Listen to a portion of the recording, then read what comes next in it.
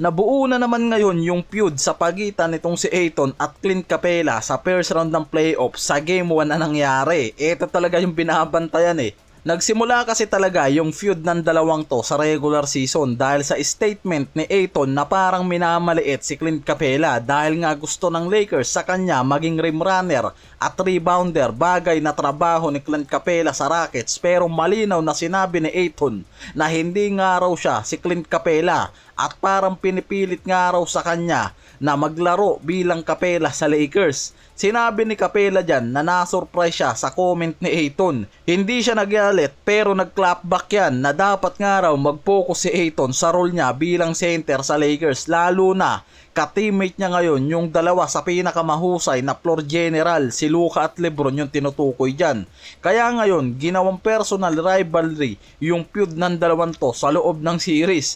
Importante to dahil parehong sentro ng laban sa paint, rebounding at defense eh. Sa madaling salita, hindi nga lang to basta isang trash talkan. Labasan to ng dalawang magkaibang mindset bilang center at malaking factor kung sino talaga yung tama sa kanila. Si Ayton mas skilled offensively pero gusto maging star, mas maraming touches sa opensa. Pero ngayon sa Game 1 nakitang nag-mature dyan at lumabas ang double-double performance. 19 points, 11 rebounds, 8 of 10 sa field goal, halos 80% shooting.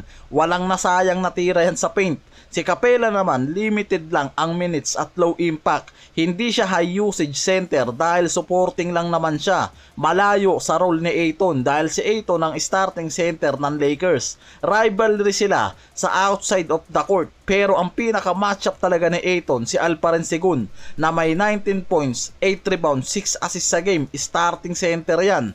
Yan talaga yung ka-matchup ni Ayton sa starter. Hindi rin naman ganun nagkalayo yung stats ng dalawang to na mismong nakikitang dahilan kung bakit nakakasabay ang Lakers mula sa paint. Mas mataas lang talaga ang offensive rebounds ng Rockets mula sa 21 samantalang 3 lang ang offensive rebounds ng Lakers. Nakabawi lang talaga sila dyan sa defensive rebounds, 32, na base mismo sa mga analyst na kung magagawa nga raw talaga ni Ayton ang tamang role niya at mas maging efficient sa game at lumabas yung pagiging double-double machine niya tulad ng 2021 finals. Hindi talaga malabong makasabay nga raw sila dito sa Houston Rockets na best rebounder team. Kaya kung magpapatuloy yung double-double performance nitong si Ayton at maging consistent ang defensive effort niya ngayon sa best of 7 series, paniguradong hindi magiging madali sa Rockets ang first round na to. Si Ayton kasi talaga yung inaasahan nila. Wala na silang no choice dyan, lalo na yung interior presence nito na mukhang ngayon hinihilot naman ni Redick. Konting call out, sabay puri. Mas lalong namomotivate itong si Ayton, parang batang binigyan ng ice cream, nagpapakitang gilas sa laro. Yan yung gamot ni Ayton ngayon eh.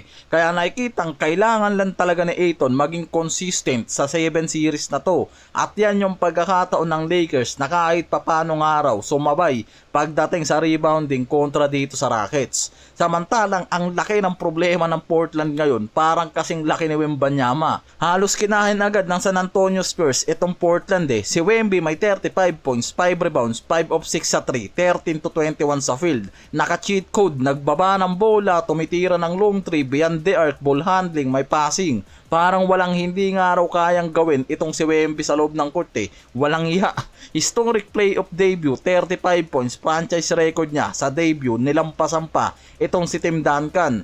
21 points sa first half pa lang, kaya sobrang bilis ng impact, early hanggang end. Talagang nagdomina itong si Wemby. Ang Portland, hindi mo masasabing hindi makakasabay eh. May Denny Abdiya na may 30 points, 10 rebounds, 5 assists. So far, ito yung best performance niya sa playoffs. At may Scott Henderson pa na 18 points. Ang problema, kinulang ng support yung mga yan. Sa lagay pa nitong si Abdiya, mukhang inabot pa yan ng injury kakabuhat sa Portland. Siya yung best player, kayang umatake sa rim, may shooting. Ang problema, wala siya gaanong katulong sa loob ng court. Samantalang ang San Antonio Spurs, halos 5 player ang may double digit points. Luke Cornet, Basel, Pax, Castle. Kaya sobrang daming scoring option talaga na mismong nagpahirap sa Portland. Parang normal game lang yung ginawa sa kanila nitong si Wemby. Walang aggression, pressure na nangyari dyan. Kahit walang bola, naaapektuhan pa rin niya yung depensa, spacing at rim protection. May blocks, presence sa paint, kaya hirap umatake ang Blazers. Si Abdiha lang rin ang sumagot sa problema, bumigay pa sa dulo. Third quarter, dumikit pa yung mga to, pero kulang ng scoring support, kaya sa huli na outmatch. Samantalang ito rin yung unang pagkakataon na unanimous ang Dipoy Award. 100 out of 100 media voters si Victor Wembanyama ang pinili. Kaya wala yang kalaban at malinaw na ngayon na sa kanya mapupunta ang Dipoy Award. Tapos na yung usapan, meron siyang 3.1 blocks per game, number 1 sa NBA. Sa 3 sunod na taon siya ang leader sa blocks. Ang San Antonio Spurs ngayon, ang top defensive team, 62-20 record, elite team. Sa Western, si Wemby sa stats, ang opponent shooting kontra sa kanya nasa 40% lang. Kaya malinaw na maraming tira ang hindi natutuloy ng kalaban dahil sa presence niya kapag siya ang nasa harap.